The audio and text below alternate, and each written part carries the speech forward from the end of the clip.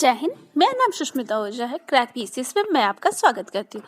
Previous class में हम लोगों ने सातवाहन वंश देख लिया था। अगर आपने नहीं देखा है तो नीचे डिस्क्रिप्शन में लिंक है, आप जाकर के वो देख सकते हैं, ठीक। लेकिन उससे पहले अगर आपको मेरा वीडियो अच्छा लगता है तो लाइक कीजिए, सब्सक्राइब कीजिए, अपने फ्रेंड्स के साथ शेयर कीजिए और बेल आइकन जरूर प्रेस कीजिए। मौर्य काल के पतन के बाद मगध छोटे छोटे टुकड़ों में बट गया और कोई भी योग्य शासक नहीं रहा, जिसके कारण विदेशी आक्रमणकारियों को भारत एक अवसर की तरह दिखने लगा। मौर्योत्तर काल के बाद भारत पे 4 विदेशी आक्रमणकारियों ने आक्रमण किया।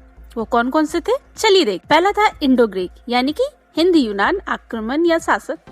दूसरा था शक वंश, तीसरा था पल्लव वंश और चौथा था कुषाण वंश।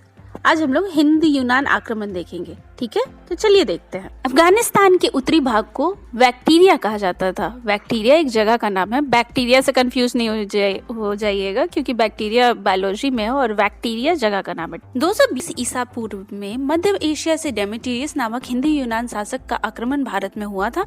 इसका प्रमाण पतंजलि का महाभाष्य और गार्गी संहिता से मिलता है।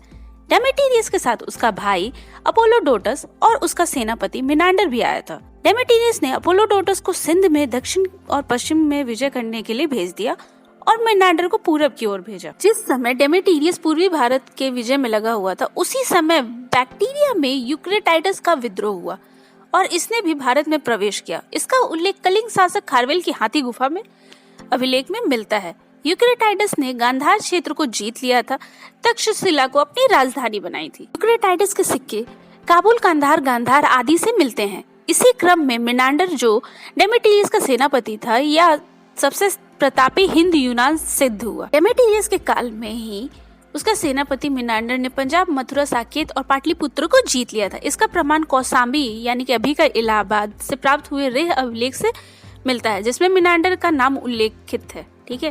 डेमेट्रियस ने साकल अर्थात सियालकोट को अपनी राजधानी बनाई थी। मिनांडर मथुरा तक विजय यात्रा की थी और पाटलिपुत्र के सुंग वंश की शक्तियों को चोट पहुंचाई थी।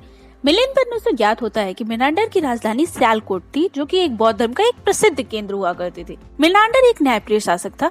जब इसकी मृत्यु हुई थी तो इसके शरीर के भस्म को लिए झगड़ा हुआ था, पता है आपको, क्योंकि वह इतना लोकप्रिय शासक था कि लोग उसके भस्म को प्राप्त करके उसका पृथक रूप से स्तूप बनाना चाहते थे। मिनांडर एक दार्शनिक भी था और बौद्ध आचार्य नागसेन के प्रभाव में आकर उसने बौद्ध धर्म को अपना लिया था। अंतिम समय में अपना राजपाट पुत्र को सौंपकर भिक्षु बन गए थे।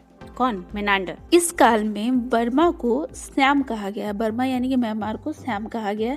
इसके पश्चात इसका पुत्र स्ट्रेटू प्रथम शासक बना। यह निर्बल शासक सिद्ध हुआ और धीरे धीरे यूथ्रेडस वंश का पतन होने लगा। अंततः 30 ईसा पूर्व में शकों ने इसे पराजित कर दिया और झेलम से रावी तक का प्रदेश अपने कब्जे में कर लिया। एजिस, जो शक वंश का शासक था, इसके सिक्के पर यूथ्रेडस वंश के अंतिम शासक का नाम उत्कीर्ण है, यानी कि नाम लिखा हुआ है, और क्या। दूसरी ओर यूक्रेटाइडस वंश का शासक हेलियोक्लेस बना। इसके बाद एंटियोक्लेडस शासक बना। इसी ने विदिशा में शासन कर रहे काशी पुत्र भागभद्र के पास अपना राजदूत भेजा था। उस राजदूत का नाम था हेलियोडोरस। हेलियोडोरस ने ही बेस नगर यानी कि विदिशा में विष्णु की स्मृति में गरुड़ ध्वज की स्थापना की थी और भागवत की उपाधि धारण की थी। इस वंश का अंतिम शासक हर्मियस था, जिसे कुषाण वंश के शासक कुजल कडफिसस ने पराजित कर दिया था और इसका राज्य भी हड़प लिया था। महाभारत में हिंदी यूनान को यवन कहा गया है। भारत ने शल्य चिकित्सा अर्थात सर्जरी का ज्ञान हिंदी यूनान से ही सीखा है और भारतीयों को नक्षत्र ज्योतिष का ज्ञान भी यूनानियों से ही प्राप्त हुआ है। सप्ताह के 7 दिन का विभाजन और ग्रहों के नाम भारत ने हिंद यूनान से ही सीखे हैं। हिंदी यूनान के द्वारा जारी किया गया सिक्का दमम या टकमा कहलाता था। इन्होंने ही सिक्कों पर राजा का चित्र अंकित करने की प्रथा चलाई थी, जिसमें यह पता चलता है कि यह सिक्का किस राजा द्वारा जारी किया गया था, ठीक है।